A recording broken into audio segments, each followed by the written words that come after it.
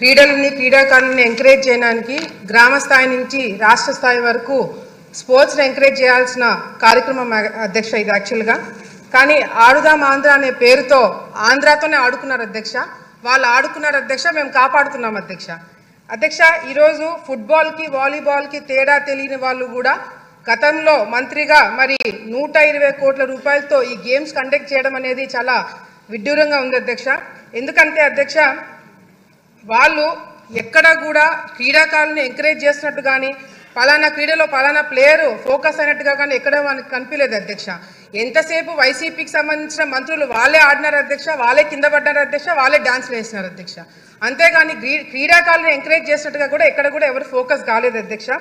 అధ్యక్ష, మిగతా స్కామ్లకి ఈ స్కామ్కి తేడా ఏంటంటే అధ్యక్ష, మిగతా స్కామ్లకి మనము ప్రజల్ని మోటివేట్ చేసి వాళ్ళని జరిగిన కార్యక్రమాలు వాళ్ళకి ప్రెస్ మీట్ల ద్వారానో ఇంకొక ప్రోగ్రాంల ద్వారా వాళ్ళకి చెప్పాల్సిన అవసరం ఉండింది అధ్యక్ష.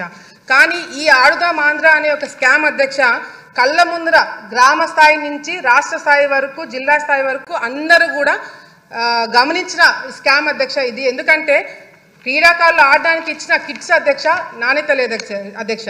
ఫస్ట్ బాల్కే బ్యాట్ ఇరిగిపోయినాయి అధ్యక్ష. కిట్స్ మీద ఏదైతే పబ్లిసిటీ కోసం స్టిక్కర్లు పెట్టుకున్నారో